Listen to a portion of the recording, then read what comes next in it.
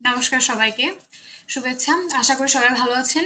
আজকে আমাদের সেশনের টপিক হচ্ছে তোমার সবচেয়ে বড় ক্যারিয়ার মিস্টেক কি?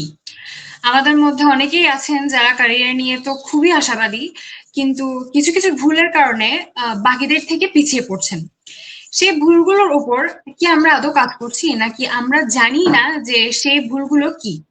আজকের এই গুরুত্ব বিষয় নিয়ে আমাদের সাথে আলোচনা করতে আসছেন আমাদেরই কর্মদ্বারের একজন স্বনামধন্য লার্নার, আমাদের অতিথি নাফসিন মেহজাবিন ঐশী আপু। নমস্কার আপু। আম, জি আদাব। আপুর কাছ থেকে আমরা জানতে পারবো আপুর কর্মদ্বারের সাথে লার্নিং এক্সপিরিয়েন্স, আপুর ক্যারিয়ার মিস্টেক্স, আপুর ক্যারিয়ার টার্নিং পয়েন্টস, সবকিছু তা দেখতে চোখ রাখুন আমাদের আজকের এপিসোডে। শুরুতেই জানাই আপুকে অনেক অনেক শুভেচ্ছা। আপনাকে পেয়ে আমরা থ্যাংক ইউ। আজকে সত্যিই খুব আনন্দিত। আপু থ্যাংক যদি ইউ। নিজেকে নিয়ে একটু কিছু বলতেন। আহ আমার নিজেকে নিয়ে বলার তেমন কিছু নেই, কারণ আমি এখনো নিজেকে সেভাবে কোনো কিছু করতে পারিনি যেটা নিয়ে আমি নিজেকে জাহির করতে পারবো বা বলতে পারবো যে আমি আসলে এইটা। তবে হ্যাঁ, এখানে আমি বলবো যে আমি একজন লার্নার। আমি এখনো শিখছি, ভবিষ্যতেও শিখবো। আর কর্মদ্বারের সাথে সংযুক্ত আছি। আহ অনেক কিছু শেখা হয়েছে ওইখান থেকে, অনেক সুন্দর সুন্দর এক্সপিরিয়েন্স হয়েছে, অনেক মানুষের সাথে পরিচয় হয়েছে। এটা আমার জীবনের একটা ছোট্ট কিন্তু খুব গুরুত্বপূর্ণ অর্জন। আমি বর্তমানে ইউকে একটা ইউনিভার্সিটিতে এমএসসি করছি ম্যানেজমেন্টের উপর। আর কংগ্রাচ। এটাই হচ্ছে আমার পরিচিতি আর কি। বর্তমানে আমি এখনো স্টুডেন্ট আছি, এখনো সেভাবে ক্যারিয়ারে ঢুকিনি। তবে হ্যাঁ, ওইটার জন্য আমি খুব ভালোভাবে প্রস্তুতি নিচ্ছি। আর কর্মদ্বার অবশ্যই এখানে আমাকে খুব সুন্দরভাবে একটা গাইডলাইন দিয়েছিল, ওই অনুযায়ী আগাচ্ছি। সেটাই। এটাই আপু, এটা বলা যাবে না যে আপনি এখনো কিছু বলতে পারবেন না। আপনার আসলে বলার মতো অনেক কিছু আছে। তার আগে আপনি আমাদের লার্নার। আমরা আপনার সাথে যে এক্সপিরিয়েন্স গুলো ছিল আমাদের, আপনি আমাদের সাথে সময় কাটিয়েছেন, আমাদের কাছ থেকে কিছু শিখতে পেরেছেন, এটা আমাদের জন্য একটা পাওয়া। তো থ্যাংক ইউ সো মাচ আজকে আমাদের সাথে এসে আলোচনায় আমাদেরকে সময় দেওয়ার জন্য। তাহলে কোয়েশ্চেন আনসার পর্বে চলে যাই। জি অবশ্যই। তাহলে যদি কোয়েশ্চেন করতে হয় আজকে সেশনের টপিক অনুযায়ী, প্রথম এবং সবচেয়ে ইম্পর্টেন্ট কোয়েশ্চেন সেটা হচ্ছে আপনার সবচেয়ে বড় ক্যারিয়ার মিস্টেক কি ছিল? হুম, আমার সবচেয়ে বড় ক্যারিয়ার মিস্টেক যদি আমি বলি, সেটা আসলে আহ এটাকে আমি ওইভাবে ক্যারিয়ার মিস্টেক বলবো না, তবে হ্যাঁ ভুল ছিল। সেটা হচ্ছে বুঝতে না পারা যে আসলে আমার কোন ক্যারিয়ার পাথটা চুজ করতে হবে। আমি যদি এক কথায় বলি, সেটা হচ্ছে কোনো সিলেক্টিভ বা আহ, মানে ফিক্সড কোনো ক্যারিয়ার সিলেক্ট না করা, যে ওই টার্গেট ধরে আমি পরে আস্তে আস্তে স্টেপ বাই স্টেপ আগাবো। আমি বিজনেস স্টুডেন্ট, এভারেজ স্টুডেন্ট বলবো না যে আমার রেজাল্ট খুব ভালো। তবে আমি সবসময় একাডেমিক সাইডটাতেই ফোকাস দিছি বেশি। আমার সেলফ ডেভেলপমেন্ট গ্রোথ বলি বা ক্যারিয়ারের জন্য আমাকে কি কি স্টেপ গুলো নিতে হবে, কিভাবে আগাতে হবে, ওই জিনিসটার কোনো ধরনের কোনো গাইডলাইন না থাকার কারণে আমি আহ, পড়াশোনা শেষ করার পরে ফিউচারে কি করব ওইরকম কোনো ফিক্স টার্গেট ছিল না। আমি মনে করি এটা আমার জীবনের ওই সময় খুব বড় একটা মিস্টেক ছিল, যার কারণে পরবর্তীতে আমাকে ভুগতে হয়েছে। আমি পিছিয়ে গেছি। আমার আমার যারা আমার সহপাঠী ছিল বা যারা আমার ফ্রেন্ড সার্কেলে, যারা ওদের কাছে আমি অনেক পিছিয়ে গেছি এটার কারণে।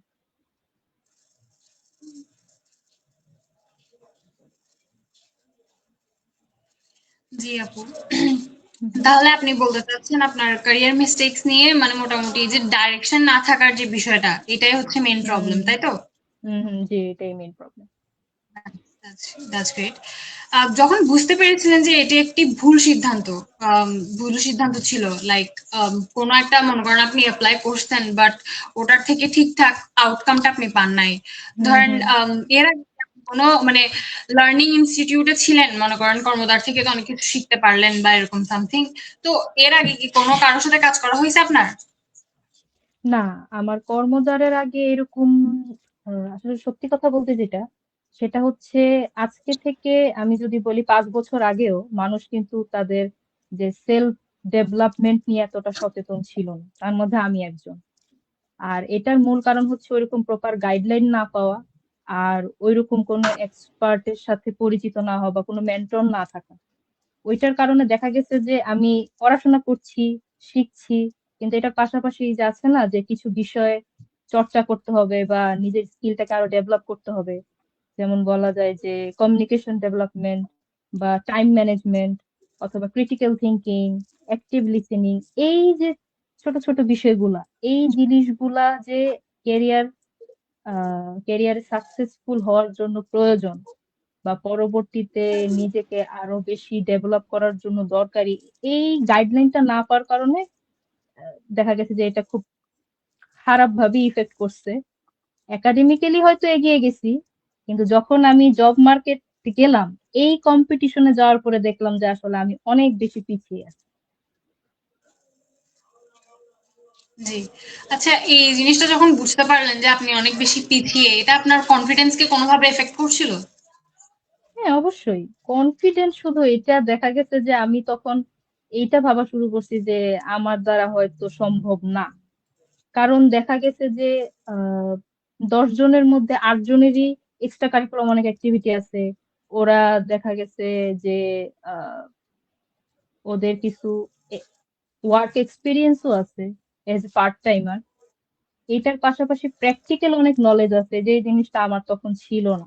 আমি থিওরি জানি, কিন্তু এটাকে আমি কিভাবে অ্যাপ্লাই করব একটা ওয়ার্ক প্লেসে গিয়ে বা প্র্যাকটিক্যাল। কোনো একটা সেক্টরে গিয়ে, হ্যাঁ, এই জিনিসটা তখন আমার ছিল না। এইটা না থাকার কারণে দেখা গেছে যে আমি পরবর্তীতে, আমি অনেক পরে এসে আমি চিন্তা করছি যে আমি আমি একটা ফরেন ডিগ্রি নিব, কিন্তু এখানেও এটা খুবই আহ গুরুত্বপূর্ণ ছিল যে আমার কোনো প্র্যাকটিক্যাল নলেজ আছে কিনা। ওই সময় যে আমি বুঝতে পারি যে আমি পড়াশোনার পাশাপাশি কিছু না করার কারণে, নিজের পিছনে ইনভেস্ট না করার কারণে আমি আসলে অনেক পিছিয়ে গেছি। এটা এক্স্যাক্টলি। খুব বাজে রকমের একটা, মানে আমার সেলফ কনফিডেন্সের উপরে ইফেক্ট করছিল ওই সময়। তো এটা ওভারকাম করার জন্য আপনি প্রথম স্টেপ কি নিয়েছিলেন? এটা ওভারকাম করার প্রথম স্টেপ যেটা, সেটা হচ্ছে ওই সময় আমি একদম, যখন আমি বুঝতে পারছি যে আমি তো ধরা খাইছি ভালো রকমের, তা আমি ওই টাইমে মানে বুঝতে পারতেছিলাম না যে আমার এখন আসলে কি করা উচিত। আস্তে আস্তে একটা জিনিস যেটা রিয়েলাইজ হয়েছে, সেটা হচ্ছে যেটা চলে গেছে এটা নিয়ে আমি যদি এখন বসে বসে হায় হুতাশ করি বা রিগ্রেট করি, তাহলে ওই যে সময়ই যাবে, আমার আলটিমেটলি কিছু হবে না। তো দেন আমি আহ, নিজ থেকে একটু একটু করে রিসার্চ করা শুরু করি। আর যারা তখন, ওই সময় যেহেতু আমি বাহিরে ডিগ্রি নেওয়ার চিন্তা করছি, ওদের সাথে পরামর্শ নিই যে আমি এখন কি করতে পারি, আমার কি করা উচিত। তো তারা আমাকে বিভিন্ন ভাবে সাজেশন দেয়, একটু একটু করে আগাতে থাকি। আর যেটা লস হয়ে গেছে, just ওই জিনিসটাকে আমি একপাশে রেখে ওইখান থেকে আমি কিছু লার্নিং নিতে, যে আমার সামনে কি করতে হবে, ওই অনুযায়ী আমি আগে গেছি। আমি জাস্ট যেটা চলে গেছে এটা নিয়ে আমি আর পরে আর বেশি একটা কেয়ার করি নাই। আমার আস্তে ধাপে ধাপে ধাপে ধাপে এখনো আমি সেই স্টেজে আছি। এখন আমি ধাপে ধাপে সেটাই আগাচ্ছি, নিজেকে ডেভেলপ করার চেষ্টা করছি যেন পরবর্তীতে সেম মিস্টেক যেন আবার না করি। জি, বুঝতে পারছি। তাহলে এটাই বলতে চাইবো যে ক্যারিয়ারের মানে ভুল আর ব্যর্থতা এই দুইটা আপনি কিভাবে ডিফারেন্সিয়েট করেন? হুম, দুইটাকে যদি আমরা আলাদা টপিক হিসেবে ধরি তাহলে ডিফারেন্স তো আছে, তবে একটা একটার সাথে কানেক্টেড। মিস্টেক, এখানে আমি বলবো মিস্টেক অনেকটা ইচ্ছাকৃত হয়। যেমন অনেকে আছে নিজের অনেক কিছু করবে বলে কিন্তু কমফোর্ট জোন থেকে বের হয় না। হুম। আবার দেখা যায় যে কোনো রকমের কোনো টার্গেট সেট করে না। টার্গেট সেট না করার কারণে একটা সময় এসে আটকে যায় যে এখন আমি কি করব। এখন আমার আমার তো কোনো ধরনের কোনো টার্গেট সেট করা নাই, আমার কোনো আহ এরকম কোনো গোল, লাইফের গোল রাখি নাই যে ওই অনুযায়ী আমি আগাবো। এটা অ্যাচিভ হয়েছে তাই আমি আর একটু লেভেল আপ করি। এটা একটা সমস্যা। আর ফেইলর, যেটা ফেইলরটাকে আমি এইভাবে ধরি যে আহ, আমি একটা টার্গেট নিয়ে আগাইলাম, এখান থেকে রেজাল্ট পজিটিভও আসতে পারে, নেগেটিভও আসতে পারে, এটা যে সবসময় পজিটিভ হবে তা তো আমি জানি না, ঠিক না? তো জি। আমি এটাকে এইভাবে ডিফারেন্সিয়েট করি যে ফেইলরটাকে মাথায় না রেখে আমি জাস্ট কাজ করলাম, যদি ফেল করি দেন ওইখান থেকে লার্নিং নিয়ে নেক্সট আমি আরেক আরেকটা প্ল্যান বি তে বা আরেকটা স্টেপ নিয়ে আমি আগাইতে থাকি। কিন্তু মিস্টেকটা আমি মনে করি যে এখানে 90%ই নিজের গাফিলতির কারণেই হয়ে থাকে। জি। এখন তাহলে এটা জানতে চাইবো, মানে একটু সিনেম্যাটিক কোয়েশ্চেন হয়ে যায়, বাট স্টিল, যদি সময়ের সুযোগ হয়, সময় পিছনে যেয়ে আপনি যদি কিছু চেঞ্জ করতে চাইতেন আপনার ক্যারিয়ার সম্পর্কে, আপনার পুরো জার্নিটা সম্পর্কে, তাহলে কি চেঞ্জ করতে চাইবেন?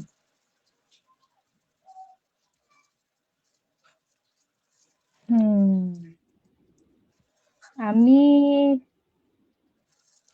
চেঞ্জ করার মতো যদি বলি, আহ, এরকম মনে হয়, এটা মাঝে মাঝে এখনো আমি মনে করি যে যদি আমার কাছে একটা টাইম মেশিন থাকতো, যদি আমি সেই সময় চলে যেতে পারতাম, তাহলে আমি আমার এই ডিসিশনটা ঠিক করে নিতাম, অথবা এই যে আমি একটা অপরচুনিটি পাইছি, অপরচুনিটিটা তখন আমি নেই নাই, এটা আমি নিতাম। কিন্তু সত্যি বলতে এখন আমি যেই জায়গায় আসছি, ওই মিস্টেক গুলো করার কারণেই আসছি। ওই মিস্টেক গুলা করার কারণেই আমি অনেক কিছু শিখতে পারছি, অনেক কিছু বুঝতে পারছি, জানতে পারছি। তো এটা আমি মিস্টেক না বলে এটাকে আমি লার্নিংই বলবো। ভুল করছি, কিন্তু ওই ভুলটা করছি বিধায় আজকে আমি এখন এই জায়গায় আসতে পারছি। তাই চেঞ্জ করার মতো তেমন এখন আর কিছু নেই। তার মানে আপনি ফেরত যেতে চান না বা কোনো কিছুই চেঞ্জ করতে চান না, তাই তো? ফেরত যেতে চাই না বলতে এটা তো আদতে সম্ভব না। আবার এটাও না যে আমি মেনে নিছি। তবে জিনিসটা থেকে আমি লার্নিং নিয়ে আমি এখন আগে যেতেছি যে সেম মিস্টেক আমি যেন পরবর্তীতে না করি। আপনার কাছ থেকে আসলে আজকে একটা অসাধারণ জিনিস শিখতে পারলাম, যেটা হচ্ছে, যেটা হয়ে গেছে ওটা চেঞ্জ করার মানসিকতাটা চেঞ্জ করা, আমাদের আসলে সামনে আরো কি বেটার করতে পারি আমাদের ওটাতে ফোকাস করা উচিত। থ্যাংক ইউ সো জি। মাচ আপু, আশা করি একটা খুব পজিটিভ একটা মেসেজ পাবে আমার অডিয়েন্স আজকে এখান থেকে। এখন তাহলে নেক্সট কোয়েশ্চেনে আমরা প্রসিড করছি। আপনার মতে ক্যারিয়ারের শুরুতে মানুষ সবচেয়ে বেশি কোন ভুলগুলো করে?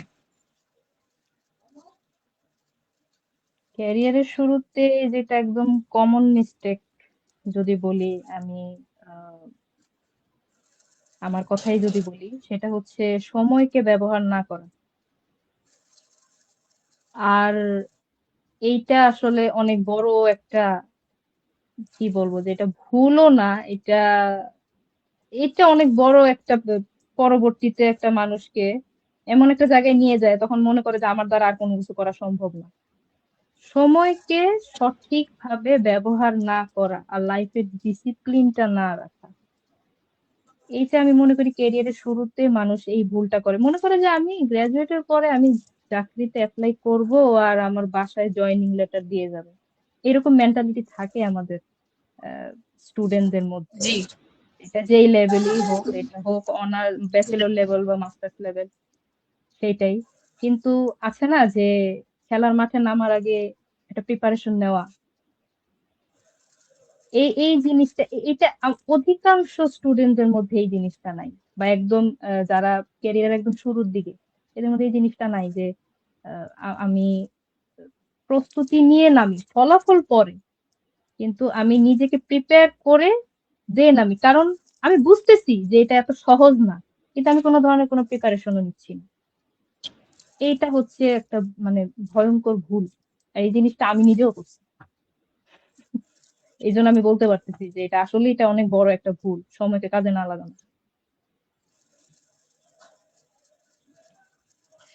তাহলে যেটা আপনার থেকে মেইনলি বুঝতে পারলাম যে প্রথমত ডিসিপ্লিনড না হওয়া, আর হুম প্রস্তুতি মানে প্রস্তুত না হয়ে কাজের মধ্যে নেমে পড়া। তাহলে একটা জিনিস হুম জানতে চাইবো, যে নিজেকে যদি আন্ডার এস্টিমেট করে থাকে কোন মানে স্টুডেন্ট বা জব সিকার, যে জব মার্কেটে নতুন, তার জন্য এটা লাইক কতটা বেশি ডেঞ্জারাস হতে পারবে, মানে বলতে চাচ্ছি যে নিজেকে আন্ডার এস্টিমেট করার কারণে কি কখনো কোনো সুযোগ আপনি হারিয়েছেন? হুম এখানে আসলে এই পুরো জার্নিটার মূল ভিত্তিটাই হচ্ছে বিশ্বাস, নিজের উপর আর অবশ্যই সৃষ্টিকর্তার উপর। এই বিশ্বাসটা যদি না থাকে তাহলে সহজ কাজটাকেও তখন অনেক কঠিন মনে হয়। আমি বুঝতে পারতেছি আমার একাডেমিক কোয়ালিফিকেশন খুব ভালো, পাশাপাশি আমি অনেক কাজে পারদর্শী, আমার প্র্যাকটিক্যাল নলেজও আছে, শুধু সেই বিশ্বাসটা না থাকার কারণে অনেকে অনেক ধরনের অপরচুনিটি হারায়। আমার মধ্যে একটা জিনিস যেটা কাজ করতো সেটা হচ্ছে যে মানুষের কিছু স্কিল থাকে, গুণ থাকে, ওই জিনিসটাকে ফোকাস না দিয়ে আমি যেটা পারি না সেটাতে ফোকাস দিয়ে যে আমি মনে হয় এই কাজটা পারবো না, এটা হয়তো আমার দ্বারা সম্ভব না, আমি বাদ দিই, হবে না, এটা করাটাই ভুল। কাজটা করলাম, রেজাল্ট যাই হোক, রেজাল্ট নিয়ে ফোকাস না দিয়ে আমি জাস্ট কাজটা শুরু করি, ভালো তো হতে পারে। আমি এইটা কেন চিন্তা করতেছি যে এই কাজটা আমার দ্বারা সম্ভব না, যেখানে দেখা গেছে যে আমার পটেনশিয়ালিটি আছে ভালো কিছু করার। তো সেলফ জি। আন্ডার এস্টিমেট যেটা, এটা কিন্তু আসলে সেলফ কনফিডেন্সে ইফেক্ট করেই। আর এটা হওয়ার মেইন কারণ হচ্ছে বিশ্বাস না থাকা নিজের প্রতি। মানে অন্যের উপর চিন্তা করা, অন্যকে দেখা, ও পারছে না, না আমি পারবো না, আমার পক্ষে সম্ভব না, এ হচ্ছে না, না থাক বাদ দিই, এই যে একটা মানে ল্যাক অফ কনফিডেন্স, খুব খারাপ। তাহলে আপু এটা জানতে চাইবো যে যে ক্যারিয়ারের শুরুতে শেখাকে বেশি গুরুত্ব দেওয়া উচিত নাকি বেতনকে, যেটা মোস্টলি আমরা মানে যারা যারা জব সিকার আছি, যারা জবে অ্যাকচুয়ালি ঢুকতে চাই, আমাদের সবার আগে মেইন ফোকাস হচ্ছে আমরা কত কামাতে পারবো, কতটুকু একটা হুম। ইনস্টিটিউট থেকে শিখতে পারবো, এটা না। বেসিক্যালি হয় কি, যখন আমরা পড়ালেখা করি আমরা মনে করি যে হ্যাঁ পড়ালেখার গণ্ডির ভিতর যা শিখছি শিখা শেষ, এখন জব হুম। মার্কেটে যাব, তবে এখন আমাদের কামাতে হবে, এখান থেকেও যে কিছু শেখা হুম। যায় বা এখান থেকে শিখে যে হুম। লাইফ ইমপ্লিমেন্ট করা পরে পদোন্নতির জন্য, এটা এটা বেসিক্যালি কারোর থটস আসে না। তো আপনার কাছ থেকে জানতে চাই যে একটা ফ্রেশার ঠিক কতটা শিখাকে গুরুত্ব দিবে নাকি তার বেতনকে? এই মেন্টালিটি থাকার কারণ হচ্ছে আসলে আহ, একটা মানুষের যে তার যে সারাউন্ডিংটা বা তার যে বর্তমান যে ফাইন্যান্সিয়াল সিচুয়েশনটা। কারণ হুম। আহ, যে মানুষটার আসলে এখন ফাইন্যান্সিয়াল সাপোর্ট দরকার, মূলত টাকাটাই দরকার, তাকে আমি যে যদি হুম। এখন ক্যারিয়ার ডেভেলপমেন্টের বাণী শুনাই, এটা ওর কাছে একটু কেমনই লাগবে যে পকেট ফাঁকা, এখন আমি ক্যারিয়ার ডেভেলপমেন্টের চিন্তা করতে পারতেছি না, আমার আমার আসলে এখন স্যালারিটাই মেইন ফোকাস। তবে সে যদি অবশ্যই। স্ট্র্যাটেজিক্যালি আগায় যে না আমি এখন আমি ঢুকবো, আমার একটা মিনিমাম স্যালারি হবে, কিন্তু আমি যদি নিজেকে আরেকটু ডেভেলপ করি, আমি যদি আমার লার্নিং গুলাতে একটু ফোকাস দেই, আর আমি আমার এই প্রতিষ্ঠান থেকে এক্সপিরিয়েন্স নিয়ে যদি আমি আরো হায়ার অপরচুনিটি অ্যাপ্লাই করি, তাহলে আমি ফাইন্যান্সিয়ালিও যেমন সাকসেসফুল হব, আমার ডেভেলপমেন্টও আমার পরবর্তীতে একটা লং টার্ম গ্রোথটাও আমার ভালো হবে। এইটাই জিনিসটা আসলে তাকে শুরু দিকে ধরায় দিতে হবে, নাইলে আমরা সাধারণত যেটা দেখি আমাদের চারপাশে সবার, বা আমাকেও যদি বলি, যে আমাকে যদি বলে যে ভালো বেতনে চাকরি হইতে হবে, বিদেশ থেকে পড়াশোনা করছো, এখন যদি তুমি একদম 1-1.5 লাখ টাকার বেতন না পাও, তাইলে তো তোমার এটার ভ্যালুটা থাকে না। তো এইরকম মাইন্ডসেট হুম। কিন্তু আমাদের ভিতরে ঢুকাইয়া দেওয়া হয়। কেউ বলে না যে শুরু করো, আস্তে আস্তে আগাবা, কারণ সবকিছু ধীরে সুস্থেই হয়, হুট করে কেউ একদম ধৈর্যই ভালো কিছু করতে পারে না। তো আমাকে যদি এক্স্যাক্টলি। এইরকম মাইন্ডসেট ঢুকাইয়া দেয়, তো সেই মানুষ তখন আর ওই যে কি বলে এটাকে, লার্নিং বা সেলফ ডেভেলপমেন্ট বা একটা সেলফ গ্রোথের দিকে ফোকাস দেয় না, তখন ফোকাসই দেয় স্যালারিতে।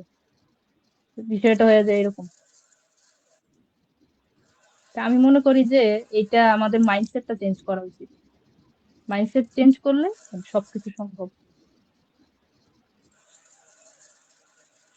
এটাই।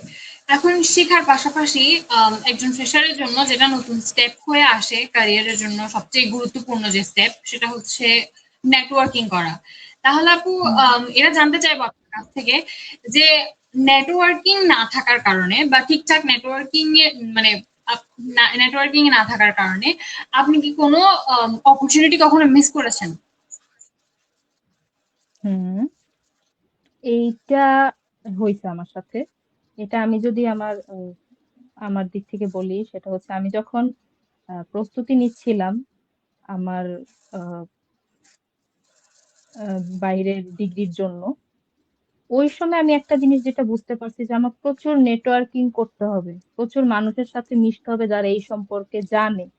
তাহলে পরবর্তীতে আমি যদি কোনো জায়গায় গিয়ে আটকে যাই, তারা অ্যাটলিস্ট আমাকে একটা গাইডলাইন দিবে যে তুমি এইটা করো। এইটা যখন বুঝতে পারছি তখন যেটা বুঝলাম যে আমি যখন ব্যাচেলরে ছিলাম আমার তখন থেকে আসলে নেটওয়ার্কিং করাটা উচিত ছিল। তাহলে কি হতো, হ্যাঁ আমি ফরেন ডিগ্রি নিতে আসছি সেটা এক বিষয়, কিন্তু তার আগে আমি তখন দেখা যেত যে বিভিন্ন ধরনের নলেজ এক্সপিরিয়েন্স আমি নিতে পারতাম। প্লাস মানে যেই জিনিসটা আমি আহ 2 বছর পর জানতে পারছি এটা আমি আরো 2 বছর আগে জানতে পারতাম, তো আমি সেই দিক থেকে অনেক আগায় থাকতাম। তো নেটওয়ার্কিং শুধু ক্যারিয়ার ডেভেলপমেন্টের জন্য না, পার্সোনাল লাইফের জন্য আসলে খুবই ইম্পর্টেন্ট। এটা হোক একাডেমিক, হোক কেরিয়ার, বা যদি পরবর্তীতে তার কোনো ধরনের কোনো গোল থাকে সেটা অ্যাচিভ করার জন্য আসলে নেটওয়ার্কিং খুব জরুরি। তো যত আর্লি স্টেজে করা যায় তত ভালো। তাহলে এটা জানতে চাই যে আপনার জন্য মানে এমন কোনো ক্যারিয়ার মিস্টেক কি কখনো ছিল যেটা থেকে আপনি কিছু শিখতে পেরেছেন? আলটিমেটলি এমন জানতে চাচ্ছি যে এমন কোনো ক্যারিয়ার মিস্টেক যেটা শুরুতে তো ভুলই মনে হচ্ছিল কিন্তু পরে যে আপনার জন্য আশীর্বাদ হয়ে দাঁড়ানো।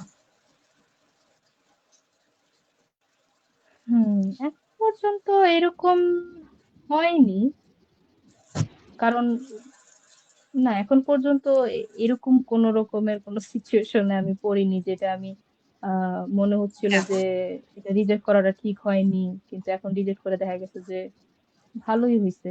আসলে বিষয়টা কি, যেই জিনিসটা আমি ওই সময় মনে হয়েছে যে ঠিক না, রিজেক্ট করে দিছি, এইটা যদি আমি এটা নিয়ে ভাবি বা এটা নিয়ে পড়ে থাকি তাহলে মনে হবে যে এই জিনিসটা ঠিক হয়নি, কিন্তু ওইটা রিজেক্ট করছি দেখেই আমি পরবর্তীতে আরো বেটার অপশন চুজ করতে পারছি। তা আমি মনে করি যে জাস্ট যেই জিনিসটা রিজেক্টেড হয়েছে রিজেক্টেডই থাক, ওইটা নিয়ে বেশি না ভাবা, এটাই। ওকে, তাহলে নেক্সটলি এটা জানতে চাইবো যে আপনার মতে কোনটা বেশি একটা ফ্রেশারের জন্য সবচেয়ে বড় মানে ডেঞ্জারাস স্টেপ হতে পারে? ধরেন আবেগপ্রবণ হয়ে কোনো সিদ্ধান্ত নেওয়া নাকি বেশি ওভার থিঙ্ক করা, কোনটা বেশি ডেঞ্জারাস হতে পারে? দেন এই ক্ষেত্রে আমি বলবো ডেঞ্জারাস আসলে আবেগপ্রবণ হওয়া, ওভার থিঙ্কিং, দুইটাই যদি মাত্রা অতিরিক্ত হয় তাহলেই ডেঞ্জারাস, কোনো কিছু বেশি ভালো না। আর আসলে আবেগটা আমি মনে করি তারপরেও সিচুয়েশনে মানুষ কন্ট্রোল করতে শিখে যায়, কিন্তু ওভার থিঙ্কিং এর যে ব্যাপারটা, এইটা একটা মানুষের স্বভাবের মধ্যেই থাকে। এইটা চেঞ্জ করতে গেলে বা এটাকে যদি কন্ট্রোল আনা লাগে সেটার জন্য প্র্যাকটিস মাস্ট।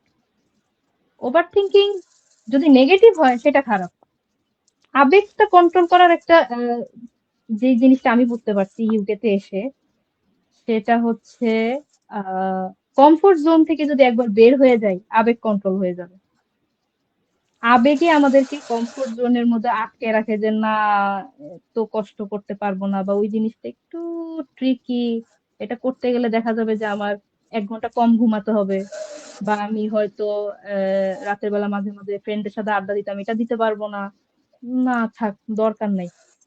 যদি আমি কমফোর্ট জোন থেকে বের হই তাইলে দেখা যাবে যে এই জায়গায় ইমোশনটা আমি কন্ট্রোল করতে পারছি। তখন আর মানে কে কি মনে করলো, কে ওই জিনিসটা কাজ করে না। কিন্তু ওভার থিঙ্কিং যেটা, এইটা হচ্ছে, এটা আরেকটা জিনিসের সাথে সংযুক্ত, সেটা হচ্ছে ব্যস্ততা।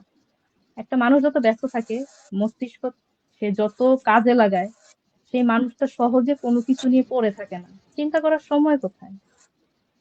তা আমি মনে করি যে সবচেয়ে বেশি আহ, মানে এখানে যে ডেঞ্জারাস বিষয় সেটা হচ্ছে ওভার থিঙ্কিং। কারণ কেউ যদি একটা গোল নিয়ে আগায়, সে কমফোর্ট জোন থেকে বের হবেই, তার ইমোশন আপনা আপনি কন্ট্রোল হয়ে যাবে। কিন্তু ওভার থিঙ্কিং যেটা, এটা সম্পূর্ণ প্র্যাকটিসের উপর নির্ভর করে, এটা প্র্যাকটিস করে করে কন্ট্রোল করতে হয়। তাহলে আপু এটা জানতে চাইবো যে কখনো কি এটা হয়েছে আপনার সাথে যে কোনো প্রতিষ্ঠানের আপনি মানে কোনো কাজকে বা কোনো প্রতিষ্ঠানের রেড ফ্ল্যাগ দেখেও উপেক্ষা করেছেন? এরকম কি কখনো হয়েছে আপনার সাথে? হুম, না এরকম এক্সপিরিয়েন্স এখন পর্যন্ত হয়নি। আহ, কোনো প্রতিষ্ঠানে কাজ করতে গিয়ে যখন বুঝতে পারছি যে না, এটা এটা তো আমার সাথে যাচ্ছে না, তারপরেও দেখা গেছে যে এখানকার কিছু বেনিফিট পাচ্ছি, করতে থাকি, এই জিনিসটা হ্যাঁ, এখানে আসার পরে প্রথম দিকে যদি আমি ছোট্ট করে বলি, সেটা হলো প্রথম দিকে দেখা গেছে যে আমি ইউকে তে আসছি, আমার এখন যেভাবেই হোক একটা জবের প্রয়োজন। তো র্যান্ডমলি তখন আমরা স্টুডেন্টরা যেটা করি যে একদম মেস আকারে জবে অ্যাপ্লাই করতে থাকি, যেইটাই হোক যেইটাই পাই আমি করি। তো প্রথম দিকে জব পাওয়ার পরে যে জিনিসটা হয়েছে যে এটা তো কোনোভাবে আমার সাথে যাচ্ছে না, এটা আমার ওয়ার্ক লাইফ ব্যালেন্স করতেও কষ্ট হচ্ছে, প্লাস এটা আমার একাডেমিক্যালি খুব বেশি ইফেক্ট করছে। তো এটা যখন একাডেমিক্যালি যখন দেখে যে ইফেক্ট করছে, তখন আমি এখান থেকে দূরে সরে আসছি। এটা যতই এবার আমার জন্য বেনিফিশিয়ারি হোক, আমি এটাকে অ্যাভয়েড করছি। অনেকে করে না, কিন্তু আমি মনে করি করা উচিত। কারণ ওই বেনিফিটের কথা চিন্তা করে পরবর্তীতে দেখা যায় যে এটা আলটিমেটলি আমাকে ফিজিক্যালি মেন্টালি একটা মানে ভয়ঙ্কর বার্ন আউটের দিকে নিয়ে যাবে।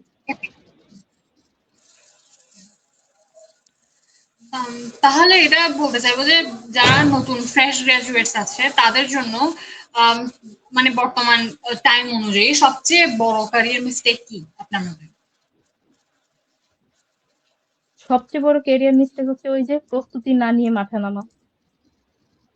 আহ এখানে একটা জিনিস বলবো, কর্মদ্বারের কথাটাই যদি আমি যখন কর্মদ্বারে প্রথম ক্লাস শুরু করি, সেখান থেকে আমি যে জিনিসটা শিখতে পারি যে জবে শুধু আছে না যে আমি জব সার্কুলার দেখলাম, একটা সিভি রেডি করলাম, অ্যাপ্লাই করলাম, শেষ। এরপরে বসে থাকি যে এই জবটা হয় কিনা।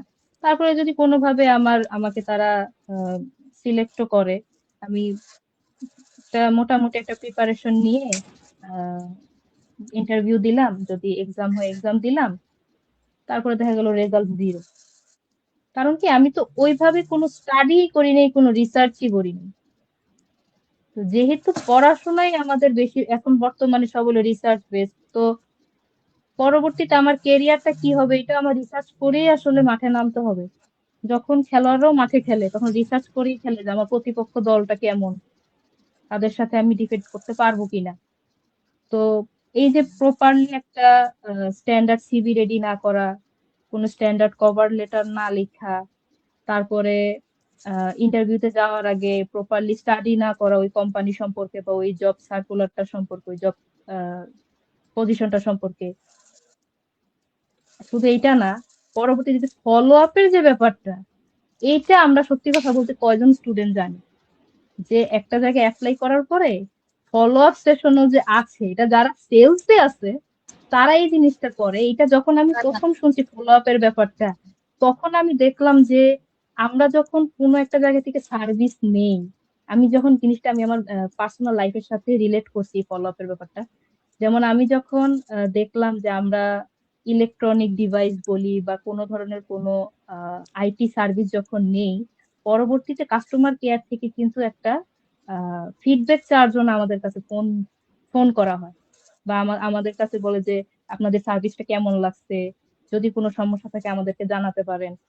এইটাতে দেখা যায় যে যখন মনে পড়ে যে যাক ওদের সার্ভিসটা ভালো, না কোনো সমস্যা হয়নি, সবই ঠিক আছে, এইটা যে জবের ক্ষেত্রেও অ্যাপ্লাই করা যায় এর কোনো আইডিয়াই ছিল না। সত্যি বলতে আমার তো ছিলই না, আমি তো মনে করছি যে অ্যাপ্লাই করি, ওরা ডাকবে, আমি যে ইন্টারভিউ ফেস করব, হইলে হইলো, পরে না হইলে নাই, না হইলে পরে আরেকটা জায়গায় যাওয়া।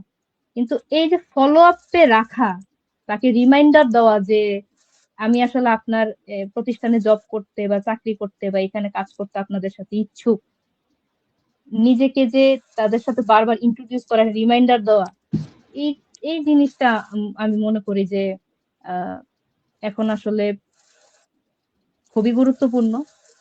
তো মেইন যে সমস্যা গ্রাজুয়েটে, সেটা হচ্ছে প্রিপারেশন ছাড়া নামা।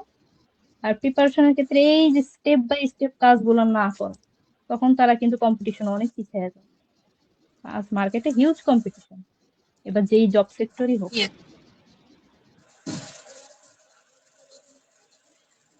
তো আপু, তাহলে আমরা কথা বলতে বলতে অনেকক্ষণ হয়ে গেল, আমরা প্রায় সেশনের শেষ মুহূর্তে চলে আসছি। তো এখন যদি আমি জানতে চাই, মানে আমার অডিয়েন্সের জন্য উদ্দেশ্যে আপনি যদি মানে কোনো একটা কি অ্যাডভাইস দিতেন যে যারা ফ্রেশ গ্রাজুয়েটস আছে তারা এই মিস্টেক গুলো এড়িয়ে বা এগুলোর উপর কাজ করে যদি তাদের ফিল্ডে আগায় তাহলে তাদের জন্য অনেক বেশি মানে একটা বেনিফিশিয়াল হবে। রাইট? তো এরকম কোনো অ্যাডভাইস যদি থাকেন তাহলে আপনি আমার অডিয়েন্সদের উদ্দেশ্যে বলতে পারেন। হুম আমি যদি অ্যাডভাইস দেই, আহ, এখন যদি আমি ওইভাবে বলি তাহলে মনে করবে যে আমি আসলে অ্যাডভাইস দেওয়ার মতো এখনো এরকম কিছু করতে পারি নাই। বললাম না যে, তারপরে আমি বলবো যে অ্যাডভাইসটা বলতে কি সাজেশন দিতে পারি, যে জিনিসটা আমি মানে এখন এসে আমি ফলো করি, যে আমার হ্যাঁ হ্যাঁ মিস্টেক থেকে যে জিনিসগুলো আমি শিখছি, এর পরবর্তীতে এখন এই পর্যায়ে এসে যেটা আমি ফলো করি পার্সোনালি, সেটা আমি বলতে পারি। সেটা হচ্ছে, প্রথমে যেটা, তা হচ্ছে মিস্টেক যা করছি সেটা নিয়ে আমার ভাবার কোনো দরকার নেই। আহ দ্বিতীয় হচ্ছে আহ বিশ্বাস। অবশ্যই বিশ্বাস, নিজের প্রতি, সৃষ্টিকর্তার প্রতি একটা বিশ্বাস থাকতে হবে যে আমি বিশ্বাসী, আমি পারবো, আমার দ্বারা সম্ভব। কারণ এই জিনিসটা যদি বিশ্বাস ভিতরে না থাকে, আমি আমার লাইফে কোনো রকমের কোনো গোলও সেট করতে পারবো না, আর ওই পর্যন্ত আমি যেতেও পারবো না। আর যদি আমার সেই গোলটা অ্যাচিভ করার প্রয়োজনই পড়ে, যে আমি এটা খুব দরকার, তাহলে ডিসিপ্লিন। মূলত তিনটা জিনিস: একটা হচ্ছে লেট গো, যেটা চলে গেছে চলে গেছে, এটা নিয়ে পড়ে থেকে লাভ নেই। দ্বিতীয় হচ্ছে বিশ্বাস, বিলিভ ইয়োরসেলফ। এরপরে হচ্ছে ডিসিপ্লিন। এই তিনটা জিনিস যদি কারো লাইফে থাকে, আমার মনে হয় না যে সে কোনো কিছু অ্যাচিভ করতে পারবে না বা আগাতে পারবে না, রেজাল্ট যাই হোক। কিন্তু তার যে এক্সপিরিয়েন্সটা বা জার্নিটা, এটা অসম্ভব সুন্দর হবে, তার কোনোদিন রিগ্রেট করতে হবে না। থ্যাংক ইউ সো মাচ আপু, আপনার এত মূল্যবান সময় আমাদেরকে দেওয়ার জন্য। আজকে আমরা অনেক কিছুই খুব ডিপ ইনসাইট জানতে পারলাম। আমরা কর্মদ্বারের পডকাস্টে মেইনলি সবসময় এক্সপার্টদের থেকে শুনি। আজকে আমাদের মতো ফ্রেশারদের কাছ থেকে শুনে আমরা খুব মানে রিলেট করতে পারলাম। বেসিক্যালি লাগলো যে খুব গ্রাউন্ডেড লেভেল থেকে আমাদের ভুলগুলো কি, মানে এগুলো দেখিয়ে দিতে, একটু গাইড করতে আপনি জিনিসটাকে আরো আমাদের জন্য ইজি করে দিলেন। Thank you so much.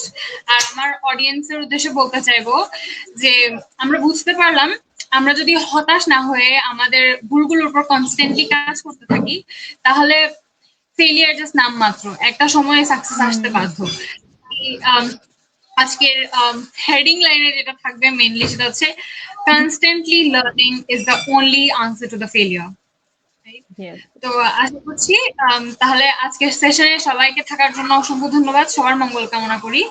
আর সবাইকে ধন্যবাদ জানাচ্ছি। তাহলে দেখা হচ্ছে পরের এপিসোডে। নমস্কার।